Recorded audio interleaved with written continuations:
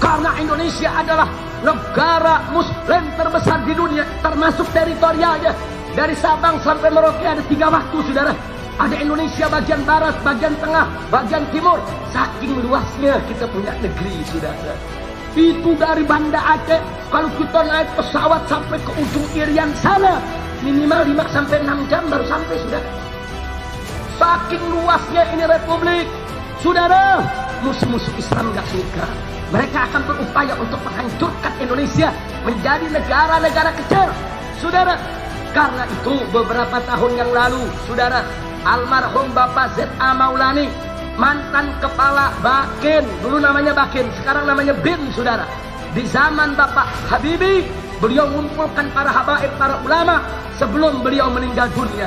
Apa beliau katakan? Para habaib, para kiai, saya titipkan Indonesia ini. Saya kepala Bakin, saya kumpulkan berbagai macam informasi.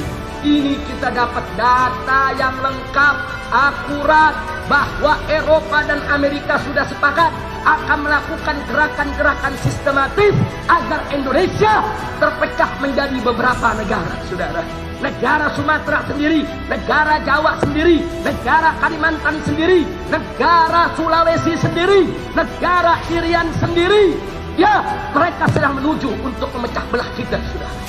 Maka itu saya sampaikan, saudara, kenapa sampai hari ini baik Amerika maupun Eropa tidak berhasil memecah belah Indonesia menjadi negara-negara kecil? Jawabnya, saudara, karena bangsa Indonesia mayoritas beragama Islam. Mereka diikat dengan akidah Islam, mereka diikat dengan tauhid, mereka diikat dengan iman yang sama. Yang mereka punya prinsip, apapun sukunya, apapun budayanya, dari Sabang sampai Merauke, selama kita beriman kepada Allah, kita adalah bersaudara.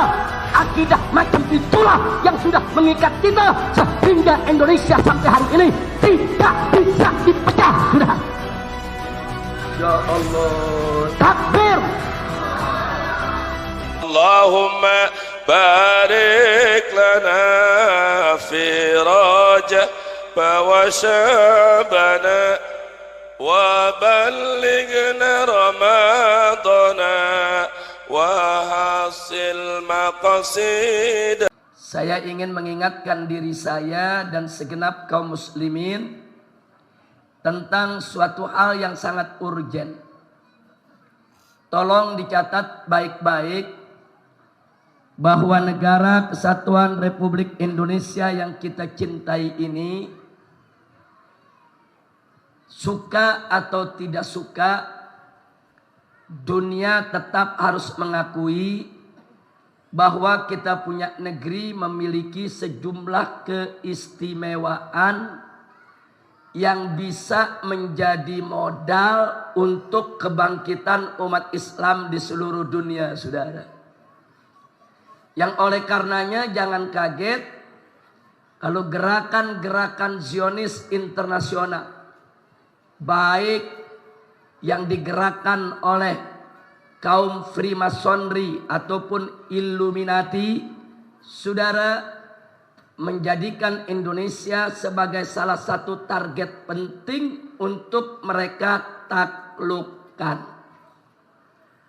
Gerakan Zionis ialah suatu gerakan dari bangsa-bangsa Israel di seluruh dunia yang bercita-cita ingin mendirikan negara Israel Raya untuk menguasai seluruh dunia. Sedangkan Freemasonry ini gerakan politik yang dilakukan oleh kaum Zionis yang tujuannya untuk memuluskan dan melancarkan jalan bagi Zionis di dalam mewujudkan cita-citanya. Begitu juga Illuminati, suatu gerakan politik yang merekrut tokoh-tokoh dunia, baik dari kalangan Yahudi maupun non-Yahudi, baik dari kalangan Israel maupun non-Israel, untuk menjadi kaki tangan Zionis di dalam mewujudkan cita-cita mereka. Makanya jangan kaget, gerakan Freemasonry dan Illuminati sudah ada di Indonesia sejak zaman penjajahan Belanda, karena Belanda yang membawa saudara Freemasonry ke negeri ini. Dulu disebut tarekat Mason. Jadi kalau Anda dengar tarekat Mason, saudara, itu tidak lain dan tidak bukan adalah gerakan Freemasonry. Nah dulu yang banyak ikut, saudara, ini tokoh-tokoh keraton di Jawa Tengah, saudara, bahkan ada juga tokoh-tokoh liberal di zaman pemerintahan Hindia Belanda yang memang setuju dengan prinsip-prinsip sekuler.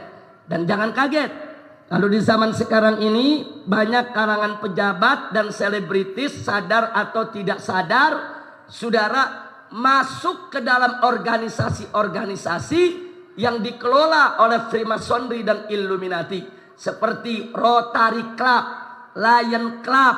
Pejabat kita banyak yang menjadi anggotanya, saudara, baik pejabat di pusat maupun di daerah. Kalau pertanyaannya kenapa mereka tertarik untuk menjadi anggota Rotary Club, Lion Club dan lain sebagainya? Sebab di sana dijanjikan berbagai macam fasilitas, berbagai macam kemudahan, berbagai macam diskon, saudara, mana saat mereka melakukan travel keliling dunia. Siapa yang menjadi anggota Rotary Club, siapa menjadi anggota Lion Club, kalau mereka keliling dunia, saudara, bayar hotel bisa separuh harga, bayar tiket pesawat bisa separuh harga, belanja di mal-mal bisa separuh harga, saudara, mendapatkan kredit dari bank-bank untuk usaha juga dimudahkan, dan seterusnya dan seterusnya. Makanya jangan kaget, banyak pejabat-pejabat Indonesia sekalipun, saudara, dari tingkat kepala daerah sampai menteri-menteri di tingkat pusat, sampai anggota-anggota dewan kita tertarik untuk menjadi anggota Freemasonry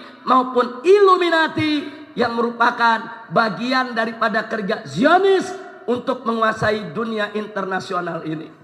Nah, oleh karenanya saya ingatkan kepada semua umat Islam untuk tetap berpegang teguh kepada hablullah yang Allah amanatkan dalam Al-Qur'anul Karim. Wallahu subhanahu wa ta'ala qala wa'tasimu bihablillahi jami'a wa la tafarraqu. Berpegang teguhlah kamu kepada hablullah, kepada tali Allah, kepada hukum Allah, kepada aturan Allah, kepada ajaran Allah, dan jangan sekali-kali kamu berpecah belah. Umat Islam tidak boleh bercerai-berai, tidak boleh berpecah belah. Wajib mereka bersatu di dalam hukum Allah, di dalam menegakkan kalimat Allah, dan di dalam meninggikan kalimat Allah subhanahu wa ta'ala, insya Allah. Nah sekarang mari yuk kita buktikan secara singkat saja kenapa gerakan-gerakan Zionis, Freemasonry, Illuminati dan yang sejenisnya mereka rame-rame masuk Indonesia, saudara. Tadi sudah saya sampaikan tujuannya adalah untuk menaklukkan Indonesia agar bisa melayani kemauan Zionis internasional. Pertanyaannya, kenapa harus Indonesia yang ditarget saat ini, saudara? Sebab Indonesia memiliki sejumlah keistimewaan yang luar biasa yang tidak dimiliki oleh negeri-negeri Islam yang lainnya, saudara. Yang pertama, bahwa Indonesia ini adalah aktsarus sukanan Islamiyan, saudara, fil alam, yaitu negeri yang memiliki penduduk mayoritas Muslim terbanyak di dunia, saudara. Tidak ada satu negara Islam pun yang penduduknya beragama Islam mencapai hampir 250 juta orang, saudara. Dan ini nggak main-main, banyaknya kuantitas dari penduduk Republik Indonesia ini merupakan modal besar untuk gerak pasar ekonomi internasional, saudara. Makanya kita lihat bagaimana Indonesia menjadi sasaran empuk untuk barang-barang produk asing, saudara. Apakah itu penjualan daripada kendaraan-kendaraan otomotif, apakah penjualan elektronik, apakah penjualan lain-lainnya, saudara. Mereka semua serbu pasar-pasar Indonesia karena di sini merupakan pembeli terbesar di dunia, saudara. Nah, jangan lupa, saudara. Dan tidak sampai di situ, dengan mayoritas umat Islam ada di Republik Indonesia ini, saudara, secara otomatis siapa yang memimpin Indonesia, siapa yang menguasai Indonesia, sebetulnya dia adalah pemimpin Muslim sedunia, saudara. Ini merupakan penduduk dengan warga Muslim terbesar di dunia, saudara. Negara-negara Arab tidak seberapa, saudara. Negara-negara Arab terpecah menjadi negara-negara kecil. Ada Saudi, ada Kuwait, ada Yaman, ada Bahrain. Dengan penduduk hanya beberapa puluh juta saja, saudara.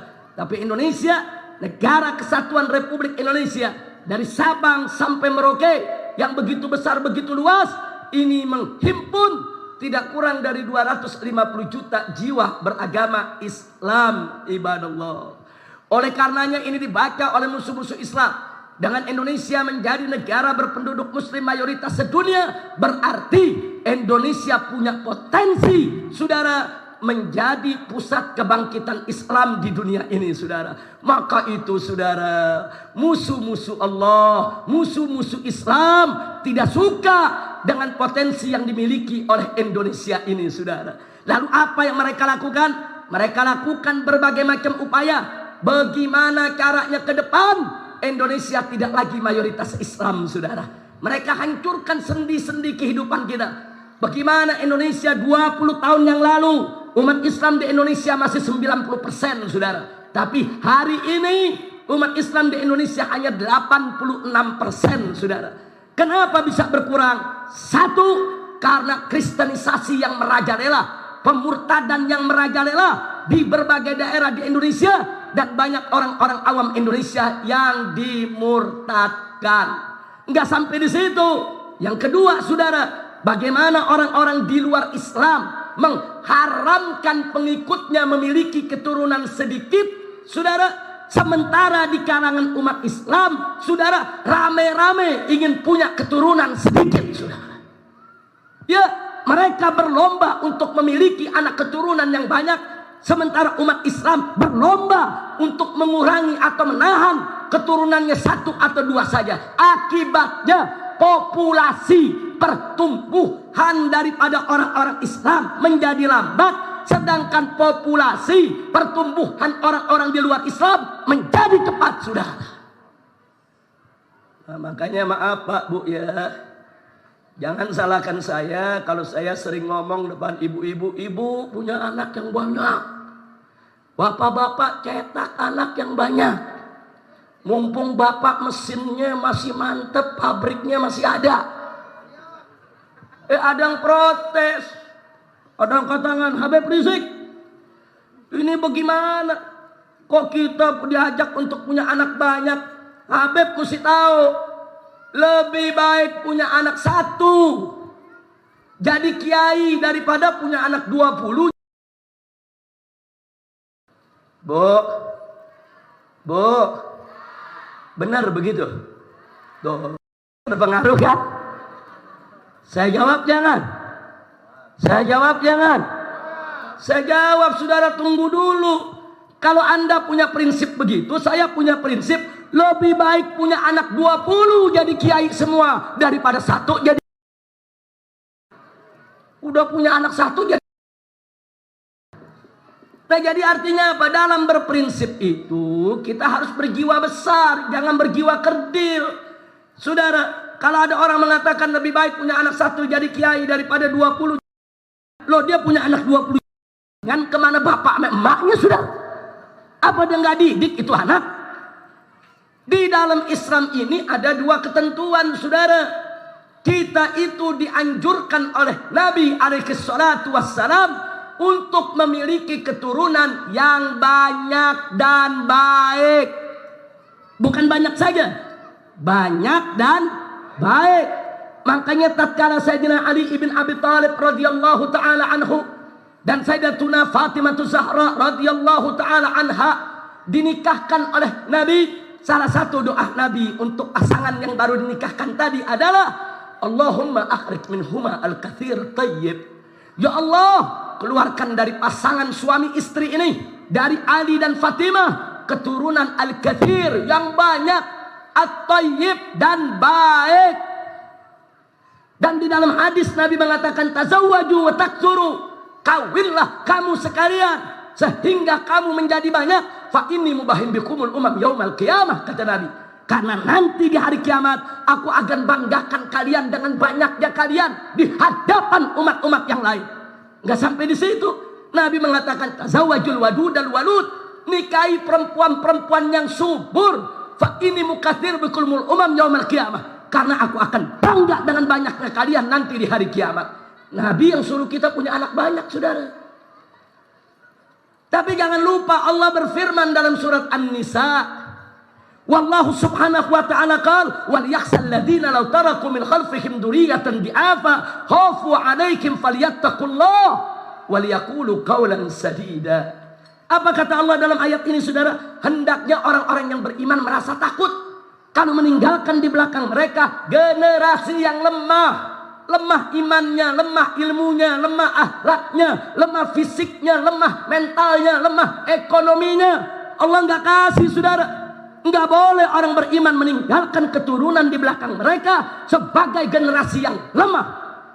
Jadi kesimpulannya, yang diminta oleh Allah dan Rasulnya punya anak yang banyak tapi bermutu, saudara. Banyak tapi berkualitas, saudara. Banyak tapi kuat ilmunya, kuat akhlaknya, kuat fisiknya, kuat mentalnya, kuat pendidikannya, kuat ekonominya. Itulah prinsip perketurunan dalam Islam, ibadallah. Alhamdulillah. Enggak ditakut-takutin. Umat Islam kalau punya anak banyak nanti mau makan apa? Ada gak yang nakut-nakutin begitu? Ayo jujur, ada gak? Ada gak? Nanti mau makan apa? Nanti kelaparan. Loh, jawab jangan, Bu. Bu. Jawab jangan. Jawabnya gampang, saudara. Urusan makan manusia, urusan Allah. Kenapa kita yang mikirin? Ikhtiar urusan kita, saudara. Tapi yang memberikan rizki bukan urusan kita, saudara. Allahu Razzaq. Allah yang menjamin rezeki. Saya buktikan, saudara. Allah maha adil di dalam pemberian rezekinya. Dan Allah tidak biarkan hamba-hambanya untuk kelaparan, saudara. Mari kita lihat. Dulu umat manusia ketika masih sedikit jumlahnya, Allah berikan ilmu bertani sedikit, saudara. Mereka hanya mampu panen 1 tahun 1 kali. Di zaman itu kalau diberikan kabar 1 tahun bisa 2 kali panen, nggak ada petani yang percaya, saudara. Bisa jadi kita dikatakan gila, saudara. Kenapa Allah berikan sedikit ilmu hanya bisa mampu panen 1 tahun 1 kali? Karena panen 1 tahun 1 kali di zaman itu cukup untuk memenuhi kebutuhan umat manusia yang ada. Begitu umat manusia bertambah 2 kali lipat, saudara, Allah kasih ilmu lagi, saudara. Manusia bisa panen 2 kali dalam 1 tahun. Subhanallah. Siapa itu yang memberikan ilmu bisa panen 2 kali dalam 1 tahun, saudara? Allah. Dan kenapa Allah berikan itu ilmu, saudara, yang Allah tidak berikan di masa yang lalu? Dulu Allah hanya berikan ilmu 1 tahun 1 kali panen. Sekarang Allah berikan 1 tahun 2 kali panen. Kenapa itu ilmu diberi? Karena Allah maha tahu. Kalau manusia sudah bertambah 2 kali lipat, ilmunya tidak ditambah, berapa banyak makhluk Allah yang akan kelaparan, saudara.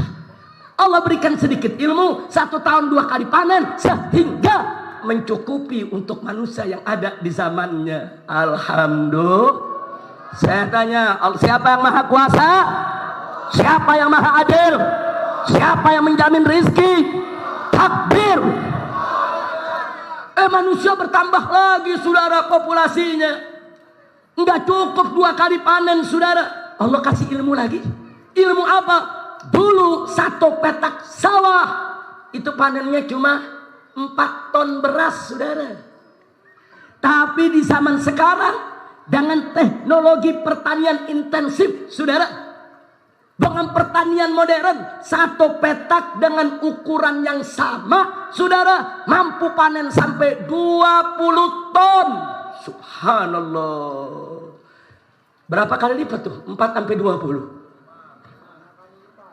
Jadi begitu manusia bertambah 5 kali lipat, Allah tambah lagi tuh ilmu, saudara.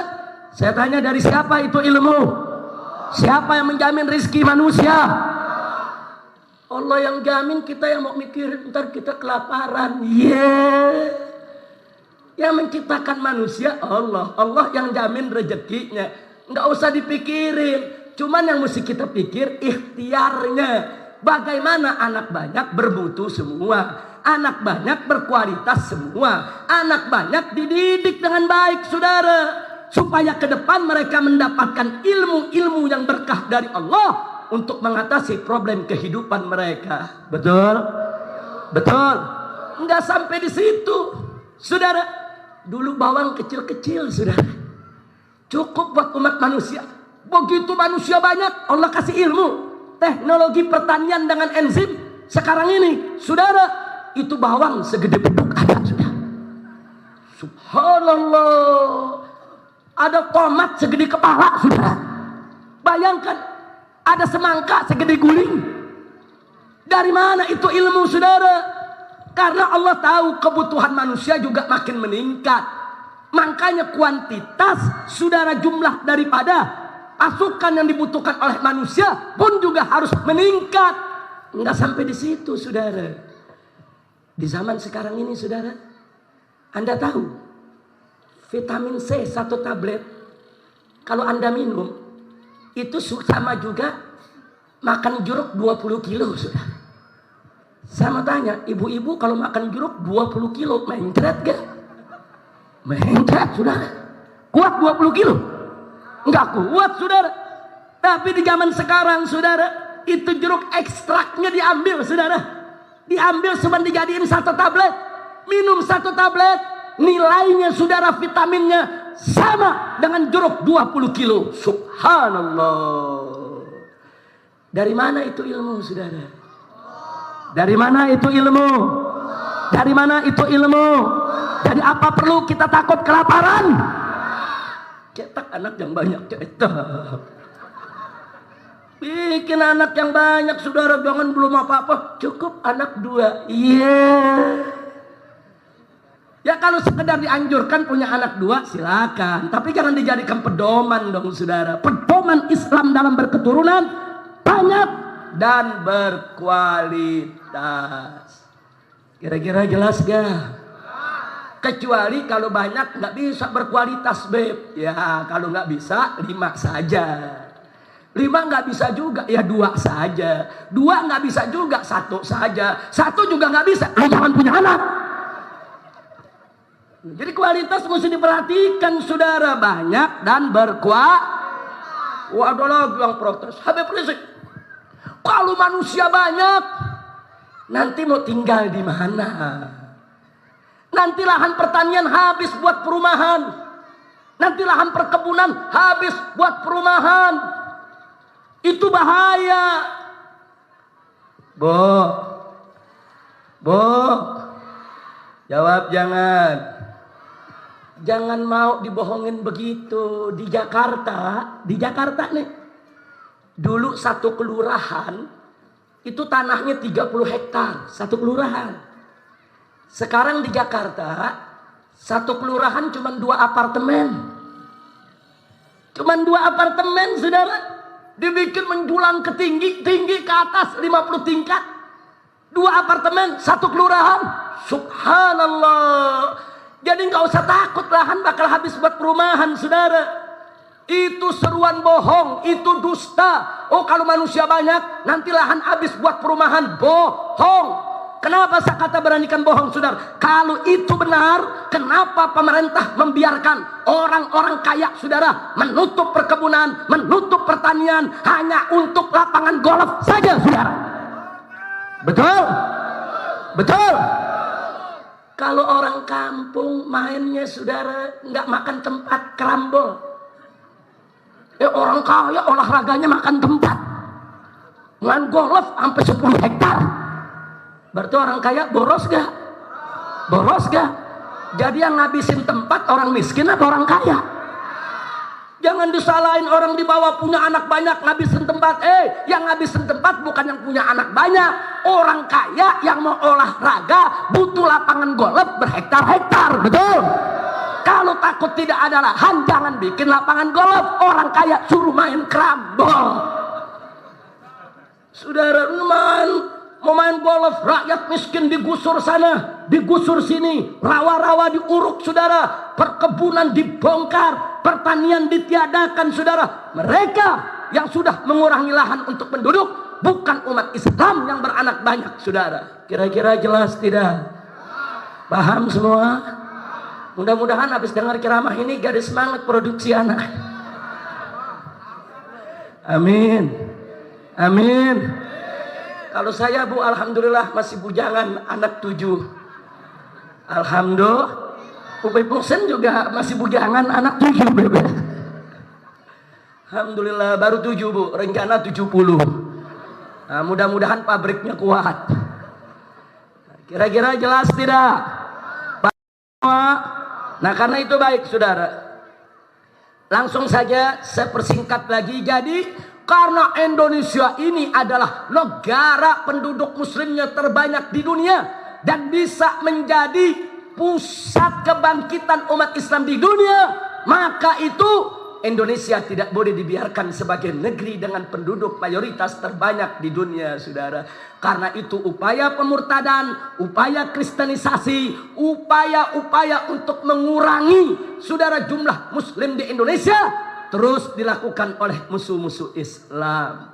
Enggak sampai di situ, saudara. Bagaimana untuk menghancurkan kekuatan muslim di Indonesia? Kalaupun mereka tidak bisa dimurtadkan, kalaupun mereka tidak bisa dikristenkan, kalaupun mereka tidak bisa dikeluarkan dari Islam, minimal jauhkan mereka dari ajaran Islam, saudara. Supaya mereka tidak sholat, mereka tidak puasa, mereka tidak zakat. Supaya mereka suka menenggak minuman keras, suka berjudi, suka melakukan kemunkaran. Agar Islam hanya label saja, hanya catatan agama saja di KTP. Tapi saudara, ruhnya sudah bukan Islam lagi. Kenapa? Supaya Indonesia tidak menjadi pusat kebangkitan umat Islam di dunia, saudara. Umat Islam gak bakal bangkit di tengah-tengah umat yang rusak, saudara. Islam akan bangkit di tengah-tengah umat yang mulai punya al-wa'i ad-dini, punya kesadaran agama yang tinggi, saudara. Nah, maka itu, kalau tadi pertama mereka berupaya untuk supaya kita tidak jadi mayoritas, ayo kita lawan. Bagaimana lawannya, saudara? Umat Islam harus berupaya punya keturunan yang banyak dan berkualitas. Yang kedua, kalau mereka berupaya untuk menjauhkan umat Islam dari agamanya, ayo kita lawan. Bagaimana cara melawannya, saudara? Semarakan dakwah, buka majlis taklim, datangi para tuan-tuan guru, kirim anak-anak kita untuk memperdalam ilmu agama, dan mari kita ajak masyarakat untuk menegakkan amar ma'ruf nahi munkar, supaya kesadaran beragama di tengah masyarakat itu naik, keberkahan turun. Insya Allah Indonesia akan menjadi pusat kebangkitan umat Islam di dunia, saudara. Insya Allah. Dan yang terakhir, saudara, karena Indonesia adalah negara muslim terbesar di dunia, termasuk teritorialnya, dari Sabang sampai Merauke ada 3 waktu, saudara. Ada Indonesia bagian barat, bagian tengah, bagian timur. Saking luasnya kita punya negeri, saudara. Itu dari Banda Aceh, kalau kita naik pesawat sampai ke ujung Irian sana, minimal 5-6 jam baru sampai, sudah. Saking luasnya ini republik, saudara. Musuh-musuh Islam gak suka. Mereka akan berupaya untuk menghancurkan Indonesia menjadi negara-negara kecil, saudara. Karena itu beberapa tahun yang lalu, saudara, almarhum Bapak Z.A. Maulani, mantan kepala Bakin, dulu namanya Bakin, sekarang namanya BIN, saudara. Di zaman Bapak Habibie, beliau mengumpulkan para habaib, para ulama sebelum beliau meninggal dunia. Apa beliau katakan? Para habaib, para kiai, saya titipkan Indonesia ini. Saya kepala Bakin, saya kumpulkan berbagai macam informasi. Ini kita dapat data yang lengkap, akurat, bahwa Eropa dan Amerika sudah sepakat akan melakukan gerakan-gerakan sistematis agar Indonesia terpecah menjadi beberapa negara, saudara. Negara Sumatera sendiri, negara Jawa sendiri, negara Kalimantan sendiri, negara Sulawesi sendiri, negara Irian sendiri. Ya, mereka sedang menuju untuk memecah belah kita, saudara. Maka itu saya sampaikan, saudara, Kenapa sampai hari ini baik Amerika maupun Eropa tidak berhasil memecah belah Indonesia menjadi negara-negara kecil?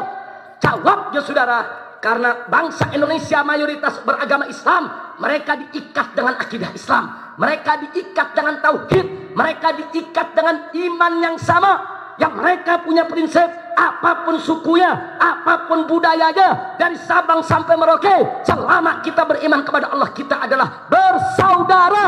Akidah macam itulah yang sudah mengikat kita sehingga Indonesia sampai hari ini tidak bisa dipecah, sudah.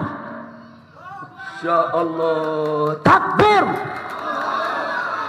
Kenapa saudara? Orang Aceh, orang Batak, orang Lampung, orang Padang, saudara, orang Palembang, orang Jawa, Sunda, saudara, kenapa kita semua mau bersatu? Kita beda-beda suku, kita beda-beda bahasa, kita beda-beda tradisi. Kenapa kita mau bersatu di bawah NKRI? Sebab kita seiman, kita seagama, kita seakidah. Akidah kita yang sudah mempersatukan kita, saudara. Makanya kalau ditanya kenapa NKRI ini bersatu, apa gerangan yang mempersatukan NKRI? Jawabnya yang mempersatukan NKRI adalah Islam, saudara. Kalau Islam sudah hancur di Republik ini, saudara, maka tidak ada lagi yang mengikat kita. Besok Islam Indonesia akan pecah menjadi negara-negara kecil. Apa sih yang dibanggakan Indonesia, saudara? Anda tahu Uni Soviet itu negara besar. Negara besar, bala tentaranya besar, punya kapal selam, punya senjata nuklir. Eropa tidak suka, Amerika tidak suka. Saudara, dipecah-pecah, dihancurkan dengan strategi politik sampai menjadi negara-negara kecil, saudara. Ada Rusia, ada Ukraina, ada Kazakhstan, saudara, ada Turkistan dan lain sebagainya. Dipecah. Begitu juga Yugoslavia, saudara. Negara Eropa Timur terkuat, saudara.